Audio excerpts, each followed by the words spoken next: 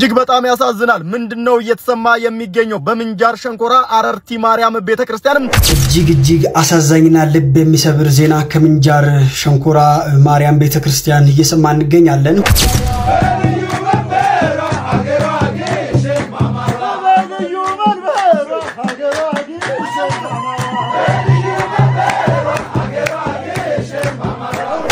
መገኖሎ መጀንግሽን ደብረ ከርቤ ግማደ መስቀሉ የገታው ሸህዬ መጀን የሚባሉ የአባ መፍቅሬ አገር ፍቅርን ያስተማሩ ሸህ መሐመድ ገታ የሰላም መምሩ በርገሬን እየበላው ቁርጤን እየበላው ክትፌን እየበላው እኖራለሁ በደንብ ሁሉ ወረቀት ነው ጨርቅ ነው ይሉና የቅዱስ ጳውሎስ ጨርቅ ሞት ያስነሳ ነበር አልነበረ ሰላም ጤና ይስጥልኝ ውድ የያሪኮ ሚዲያ ቤተሰቦች እንዴት ናችሁ እንዴት ከረማችሁ እንኳን ለግሸን ደብረ ከርቤ ለቅድስት ድንግል ማርያም አመታዊ በዓል በሰላም አደረሳችሁ አደረሰን አሜን እንግዲህ በዛሬው ቪዲዮአችን ግሸን ደብረ ከርቤ 1.5 ሚሊዮን ህዝብ በላይ የተገኘበትን ክብረ በዓል እናሳያችሁ ይሆናል ይህም ደግሞ በምንጃር አረርቲ የቅድስት ድንግል ማርያምን ክብረ በዓል ያከብሩ በሄደው ሰው ላይ እጅግ በጣም አሳዛኝ ዜና ተሰምቷል ምንድነው የተፈጠረው በሰው ላይ ወደ 7 የሚሆኑ ሰዎች ሞተዋል እሱንም ቪዲዮ እናሳያችሁ ይሆናል እሱ ብቻ አይደለም እንግዲህ እሸቱ መለሰም ዮኒ ማኛን እንግዲህ የማያዳግም ምላሽ ሰጥቶ አስጠንቅቆታል እንግዲህ የቤተክርስቲያን ሊቃውንቶችን ሰብስቦ በጣም ድንቅ የሆነ ቪዲዮን ሰርቶልናል እሱንም የምናሳያችሁ ይሆናል እናንተ ብቻ እስከ ቪዲዮ መጨረሻ ድረስ ቪዲዮቹን ተመልከቷቸው ላይክ እና ሼር ማድረግ እንዳይረሳ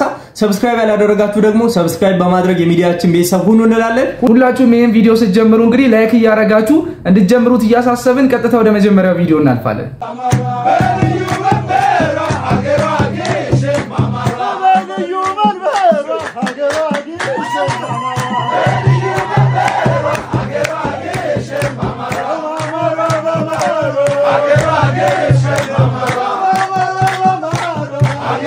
እንግዲህ ደስ የሚል ዝማሬ ነው እስቲ ከዚሁ በመቀጠል ደግሞ አንድ የሙስሊም ወንድማችን እንግዲህ ደስ ይላይ ግሸንን እንዴት ሙስሊሞችና ክርስቲያኖች እንደሚያከብሩት የሚያሳይ ቪዲዮ ሰርቶልናል እስቲ እሱን ቪዲዮ ተከታትለን እንመለስ መገኖሎ መጀንግሽን ደብረ ከርቤ ግማደ መስቀሉ የገታው ሸህዬ መጀን የሚባሉ የአባ መፍቅሬ አገር ፍቅርን ያስተማሩ ሸህ መሐመድ ገታ የሰላም መምሩልና ወሎ ውስጥ ትልቅ ክብረ በዓል አለ ከደሴ 82 ኪሎ ሜትር ርቀት ላይ የምትገኝ ግሸን ማርያም አምባሰል ወረዳ ውስጥ የምትገኝ ናት ልጆቹን በህፃንነታችን ድሮ ከጓደኛዬ ጋር ከኦርቶዶክስ ጓደኛዬ ጋር ግሸን ማርያም አንድ አመት አብሬ ሄጃለሁ እሱ ደግሞ ከኔ ጋር ጀማ ንጉስ መውሊድ ልናከብር አብረን ሄደናል ይገርማል ልጅነት ደስ ይል ነበር ያን ጊዜ መልሶ ያምጣልንና ለማንኛውም ለክብረ በዓሉ ጉዞ ሄዳችሁ በሰላም ወጣችሁ በሰላም ወደ የቤታችሁ ግቡ ለመላው ኦርቶዶክስ እምነት ተከታዮች መልካም በዓል ብያለሁ ተገናለን በእውነት እንደዚህ አይነት ኢትዮጵያውያንን ያብዛልን በእውነቱ እንግዲህ አስታስበው ደስ ይላይ መወለድ መታደል ነው በጣም ፍቅሩ አንድነቱ በጣም ደስ የሚል ነው ሁሉም ተከባብሮ የሚኖርበት ሀገር ነው እንግዲህ የደስ ልጆች ካላችሁም እንግዲህ ኮሜንት ላይ ወዬ በሉን በድጋሚ አሁንም እንኳን ለግሸን ደብረ ከርቤ በዓል በሰላም አደረሳችሁ እንላለን እስቲ ከዚህ በመቀጠል ደግሞ የእመቤታችን የቅድስት ድንግል ማርያም ስላድኖ በወርቅ ተለብጦ ማለት ነው ወደ ስውሯ ማርያም ገብቷል እሱን ቪዲዮ እናስመልክታችሁ በወርቅ የተሰራው የእመቤታችን ሰዓሊ ያሬድ አማካኝነት የእመቤታችን የቅድስት ድንግል ማርያም ስዕልን እንደምትመለከቱት ሙሉ ለሙሉ በወርቅ ተሰርቷል ብዙዎች የዳኑበት እንግዲህ ብዙዎች የተፈወሱበት ለስውራ ማርያም ገዳምም እንግዲህ በስጦታ መልክ ተሰጥቶ ወደ መቅደሱ ስዕል አድኖ ገብቷል እንግዲህ የስውራ ማርያም ተአምርና ዜና እንግዲህ እንደቀጠለ ነው በጣም የሚያስገርም ዜና ነው እንግዲህ በወርቅ የተሳለው ስዕል አድኖዋ ዛሬ እንግዲህ መስከረም 21 ቀን እንግዲህ ወደ ስውራ ማርያም ገብቷል እንግዲህ በጣም ደስ የሚል ዜና ነው እንግዲህ ብዙዎች የእመቤታችን ቅድስት ድንግል ማርያም ስላድኖ ሲያቃልሉ የተዋህዶ ልጆች ደግሞ ከፍ ያደረጉ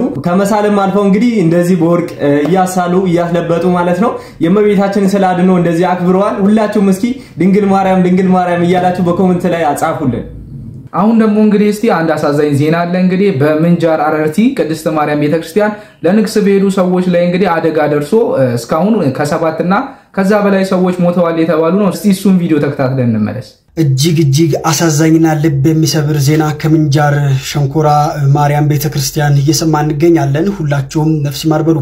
ዛሬ መስከረም 21 ቀን 2018 ዓመተ ምህረት በአማራ ክልል ምንጃር ሸንኮራ አረርቲ ማርያም ቤተክርስቲያን ዓመታዊ ክብረ በዓልን አስመልክቶ ከጧቱ 2 ሰዓት አካባቢ ላይ እንግዲህ እየተሰራ ያለው ቤተክርስቲያን እየተጎበኘ ባለበት ሰዓት ለፊኒሺንግ የተረበረበ እንጨት ተደርምሶ ከ30 ያላነሱ ሰዎች መሞታቸውና እንዲሁም ደግሞ በበርካታ ሰዎች ላይ ጉዳት መድረሱን የተጎዱ ሰዎች ወደ ሆስፒታል መወሰዳቸው እየሰማን እንገኛለን። የሞት ጉዳቱን ከዚህም ሊበልጥ እንደሚችል ነው የተገለጸው።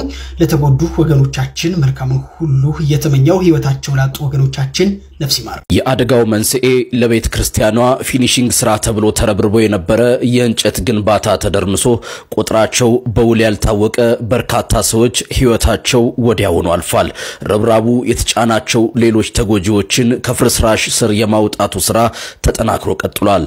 ይህ አሳዛኝ ክስተት የተፈጸመው መስከረም 21 ቀን 2018 ዓ.ም በዛሬዋ ቀን አረርቲ ማርያም ቤተክርስቲያን ነው። በአደጋው ለሞቱና ለተጎዱ ቤተሰቦች መጽናናትንና ብርታትን እመኛለሁ። ነፍስ ይማር። እውነቱ እንግዲህ በጣም የሚያሳዝን ዜና ነው። እንግዲህ ለቤተክርስቲያኑ ፊኒሺንግ ተብሎ የተረበረበ መወጣጫ ላይ እንግዲህ ቤተክርስቲያኑን ለማጎብኘት ወደ ላይ የወጡ የነበሩ ሰዎች ላይ ነው እንግዲህ ይህ አደጋ የደረሰው። አሁን ቁጥራቸው አይ ቲንክ ወደ 30 አካባቢ ደርሰዋል ያረፉት ሰዎች። ላረፉት ሰዎችም እንግዲህ ነፍሳቸውን ይማር እንላለን። እንዲሁም ደግሞ ለወዳጅ ለቤተሰቦቻቸው መጽናናትን እንመኛለን። ሁሉም መጽናናትን እንመኛለን። እስቲ ከዚህ በመቀጠል ደግሞ ዮኒ ማኛን እንግዲህ እሸቱ መለሰ ማስጠንቀቂያና የማያዳግም ምላሽ ተሰጥቶታል። የሱን ቪዲዮ ተመልክተን እንመለስ። ባናቱ ተተክሎ የጸለ መጽሐፍ ቅዱስ ላይ ያው ውሃው ክርስቶስ አምላካችን በባህር ላይ ተራምዷል። ይሄንን ደግሞ የክርስቶስ ደቀ መዝሙር ቅዱስ ጴጥሮስ አድርጎታል። በባህር ላይ እንደ የብስ መሄድ ታደርገዋለህ አንተ እንደ ጴጥሮስ 9 ዓመት ያለ ምግብ ያለ ውሃ የኖረ ሰው ሆዳቸው አምላካቸው ሆዳቸው የሆነባቸው አይደለም 9 ዓመት እህል ሳይበሉ መጾም ይቅርና እስከ 4 ሰዓት መጾም ላንተ ያስጨንቃል። ስትሰግድ ሲወጋት ተልና ትመለሳለች። ክርስቶስ ሳለ እነሱ ይሰድቡናል፣ እኛ ግን እንመርቃቸዋለን። ምንድነው ያንን ጦር ያደረጉት? የክርስቶስን እኮ በጦር የተወጋውን እኮ መከራውን ያሳዩ። እንግዲህ እንደተመለከታችሁት ነው እኚህ ሁሉ ሊቃውንት ማለት ነው በዶንኪ ቲዩብ ቀርበው ለዮኒ ማኛ ላነሳው መልስ በሙሉ ማለት ነው ሰፋ ያለ ማብራሪያ ሰጥተዋል። አሁን እንግዲህ ይሄን ቪዲዮ ሄዳችሁ እንድትመለከቱት ግብዣችን ነው። ዮኒ ማኛም እንግዲህ ከዚህ በኋላ መጥቶ እንደበፊቱ አፉን የሚከፍት አይሆንም። እንግዲህ ሊቃውንቱ በማያዳግም መልክ እንግዲህ እንደዚህ አይነት ድንቅ የሆኑ ምላሾችን ሰጥተውታል። አዎ እጅግ በጣም ሰፋ ያለ ማብራሪያ ነው። እናንተንም ሄዳችሁ እንድታዩት እንጋብዛችኋለን። ነገር ግን ዮኒ ማኛ ማለት ነው ሲወጣ ምናልባት የምታስታውስ ከሆነ እኔ ኦርቶዶክስ ቤተክርስቲያንን አልሳደብም ያሳደገችኝ እሷ ናት እያለ ነበር ሲወጣ ፕሮፓጋንዳውን ሲነፋይ ነበረው። አሁን ግን ወጥቶ ትንሽ ሆዱ ሞላ ሲል ማለት ነው ድጋሚ ግሳቱን ማግሳት ጀምሯል ማለት ነው። አሁን እንደተመለከትነው ነው። በቀጣይ ቪዲዮአችን ደግሞ እስቲ በጋሻው ከዚህ በፊት ስለ ቅዱሳን እንዲሁም ደግሞ ስለ አድኖ የሰጠው ድንቅ ማብራሪያ አለ በራሱ አንደበት። እንግዲህ ያን ቪዲዮ ተመልክተን እንመለስ። ስዕሉ ወረቀት ነው ጨርቅ ነው ይሉና የቅዱስ ጳውሎስ ጨርቅ ሞት ያስነሳ ነበር አልነበረ? የሐዋርያት ሥራ ምዕራፍ 19 ቁጥር 11 ላይ እግዚአብሔርም በጳውሎስ እጅ የሚገርሙ ተአምራት ያደርጋል ይላል። ስለዚህ ቅዱስ ጳውሎስ ጨርቁ ድዌ ይፈውስ ነበርና ድዌያን እየቀደዱ ይሮጡ ነበር ከልብሱ ላይ። ይሄን ያህል ታምር የሚያደርግ የቅዱስ ጳውሎስ ጨርቅ ግን ቢያቃጥሉት አመድ ነው ወርቅ ነው የሚወጣው? አመድ ነው እኮ ያው ጨርቅ ነው። አመድም ቢወጣው ግን ጨርቁ እያዳነ ነው አይደለም? እነሱ ማቴሪያሉ ከፍ እንዲል ነው እንዴ? ይሄ ዋጋው የከበረ ማዕድን እንዲሆን ነው የሚፈልጉት ወይስ ምንድነው? አልገባኝም። ጥያቄው ብዛቱ የእግዚአብሔር ልጆች።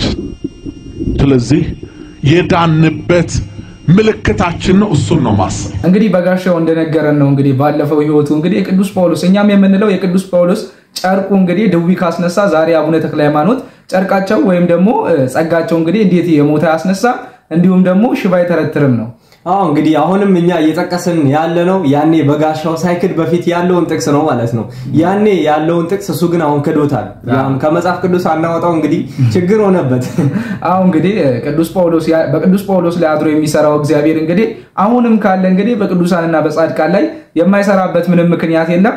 አሁን እንግዲህ ለበጋሻው በእውነት ማስተዋሉን ይስጠው እንላለን። እስቲ በቀጣይ ደግሞ ካህናትን ልብስ እየለበሱ አሁንም እንግዲህ የምንፍቅና ወሬያቸውን የሚያወሩ ብዙ ካህናትን የሚመስሉ አባቶችን የሚመስሉ ሰዎች አሉና ሲነሱ ምንፍቅና ተመልክተን እንመለስ። በርገሬን እየበላው ቁርጤን እየበላው ክትፎን እየበላው እኖራለሁ በደንብ ሀብት ካለበት ወጥቶ እንዴት ሆኖ ሊኖር ነው ብለው ነው የሚያስቡት እኔ እንደ በደንብ ነው የምኖረው በደንብ ኦሪጂናል ኖሮ በርገሬን እየበላው ቁርጤን እየበላው ክትፎን እየበላው እኖራለሁ በደንብ እናንተ ደካሞ ሸክማችሁ ከበደ ወደኔ ነው እኔ አሳርፋችኋለሁ አለና አሳረፈኛ አሁን ሰዓታት ቆም የሚለኝና ሰው ሙቷል ፍታትፍታ የሚለኝና የለም አሁን ንክስነክሷል ተረስና ምራይ መጣ ተቀበለ የሚለኝ ሰው የለም ቀብር አስቀብር የሚለኝ ሰው የለም እንደው ከስንቱ ዳንኩኝ እንደው ከስንቱ ዳንኩኝ እኔ አሁን ክርስቶስን ያመለኩ